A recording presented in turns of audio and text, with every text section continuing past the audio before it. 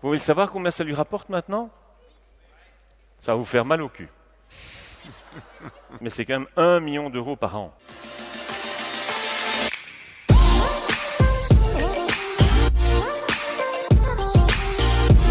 L'étape suivante, c'est... Qu'est-ce qui est marqué là? Passif. Avoir des revenus passifs. Des revenus de business passif. Un revenu passif, c'est un revenu qui est sans aucune proportion par rapport au travail que vous investissez dedans. Donc, si vous ne travaillez pas du tout et que l'argent rentre, c'est un investissement. Chez moi, l'immobilier, c'est un investissement. Je ne m'occupe de rien. Je ne connais pas le nom de mes locataires. Je confie ça à des pros. Ils s'en occupent. Ils trouvent les locataires. Avant même que quelqu'un soit parti, tout est déjà planifié. J'ai 4,6 ans en moyenne de bail, sur tous les immeubles confondus. Et 2 semaines de chômage locatif tous les 4,6 ans. C'est du 98, je ne sais pas combien %. Ça ne s'arrête jamais. Ça, c'est des pros. Je ne gère pas ça moi-même. D'abord, j'aime pas, j'y connais rien et j'ai surtout pas envie de m'occuper de ça. Si par contre, c'est vous qui vous occupez, et je comprends parfaitement, de vos immeubles, et quand le locataire a un problème de l'eau qui coule, le robinet, la chaudière, le machin, c'est vous qu'on appelle. Et puis s'il s'en va et qu'il faut le relouer, c'est vous qui allez vous en occuper. Et ici, on est dans du revenu passif, parce qu'il y a du travail. Mais il n'est pas proportionnel à l'intensité de travail, votre revenu. Parce que peut-être que pendant 10 ans, vous avez le même locataire, et que vous ne devrez pas faire grand-chose. Mais vous devez quand même vous en occuper. C'est vous qui ne devez pas oublier de vérifier est-ce que le loyer est payé, etc. Donc revenu passif, il y a un peu de travail, ou un peu plus, mais le revenu n'est pas dépendant du nombre d'heures que vous bossez. Pour illustrer chaque chose et pour montrer que c'est possible, c'est à votre portée, mais que parfois on ne le voit pas. Vous avez cité donc évidemment des locations, les panneaux publicitaires, il y avait une chose magnifique. Combien parmi vous ont déjà fait installer des panneaux publicitaires sur un bien à vous? Super. Et c'est où? Sur un terrain privé, super. Et c'est intéressant, ça rapporte combien?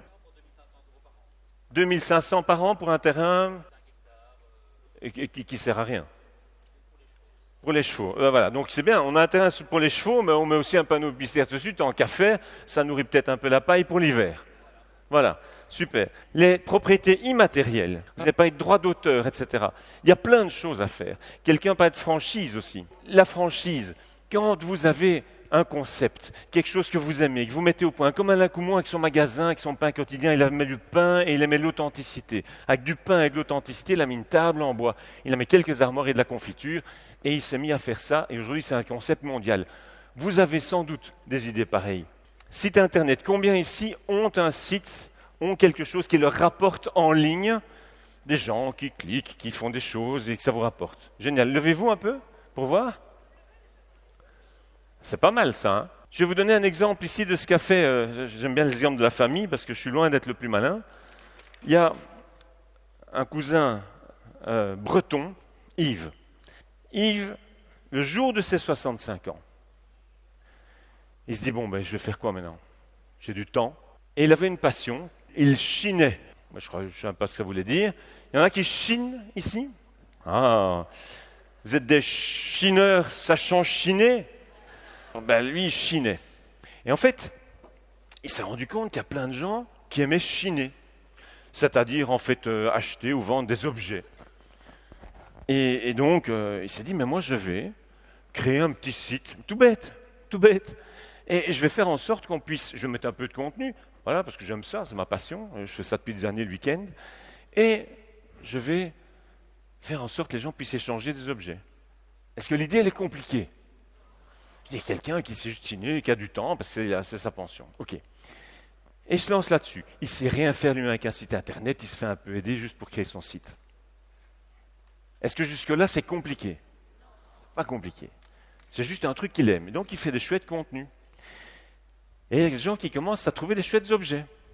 Et ils commencent à avoir des achats et des ventes. Alors, cette histoire, ça a commencé il y a 10 ans. Vous voulez savoir combien ça lui rapporte maintenant? Ça va vous faire mal au cul.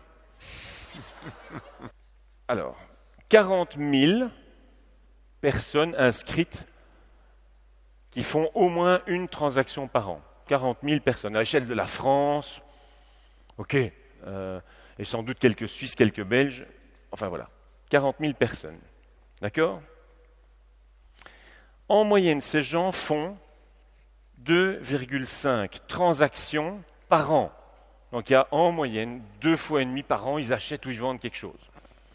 Est-ce que c'est énorme? Ce qui est chouette, c'est la théorie des grands nombres. En moyenne, ça j'avoue que je ne m'attendais pas à ça, 200 € par transaction. Moi je pensais que ce serait moins, mais donc ces objets, il y a des valeurs là-dedans. Hein? Ok. Et ils ne s'oublient pas. Il y a une commission que la plateforme prend et qui est de 5%. Pour le gars qui vend ses babioles, bon, 5% à la plateforme, c'est pas énorme. Alors, il y en a peut-être qui calculent très vite. Moi, j'ai fait le calcul pour vous. Non, quand même pas. Mais c'est quand même 1 million d'euros par an. Alors, vous allez dire, bravo Yves. S'il peut le faire, vous pouvez le faire. À 65 ans, top, hein? Alors pensez, il y en a ici qui n'ont pas encore 65 ans? Ok, vous avez de l'énergie? Vous avez des idées? Vous avez des passions? Vous pourriez une fois aller jusqu'au bout de ça. Et vous voyez, il n'y a pas d'idée géniale, c'est pas le truc, comment est-ce que je vais inventer un nouveau métier, comment est-ce que je vais inventer un produit qui n'existe pas. C'est juste, je mets ma passion, mais je vais jusqu'au bout. Et je le fais parce que j'aime ça. Combien pensent ici que quand on est passionné, on peut passer un temps fou à faire un truc qu'on adore et qu'il y a vraiment des choses qui changent? Eh bien voilà. Vous savez quel est le problème, les gars? Merci. C'est que vous ne prenez pas le temps. Vous ne prenez pas le temps d'aller au bout de votre passion. Et vous faites des tas de trucs qui vous emmerdent. Et vous pourriez faire des trucs que vous aimez, que vous connaissez. Alors, ça vous donne des idées? N'hésitez pas à nous dire en commentaire quel business passif vous avez mis en place. Si le contenu vous a plu, mettez un petit like et abonnez-vous pour ne rater aucune vidéo. Allez, à dimanche prochain sur notre chaîne Les Magiciens du Succès.